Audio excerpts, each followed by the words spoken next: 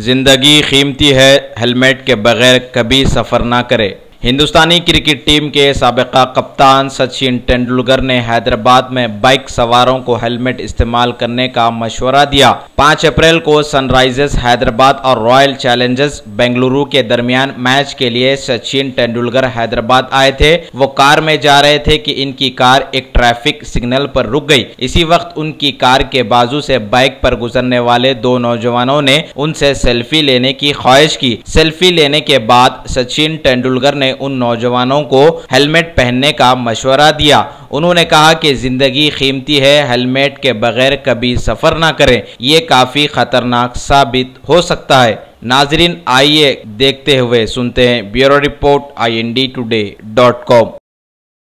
अच्छा, एक प्रॉमिस करो, नेक्स्ट टाइम हेलमेट डालोगे, okay? It's dangerous for you ना, लाइफ प्रेशियस है बहुत, okay? Yes, sir. Is that a promise? Yes, sir. Thank you so much. 100%. Okay. Helmet डालो भाई।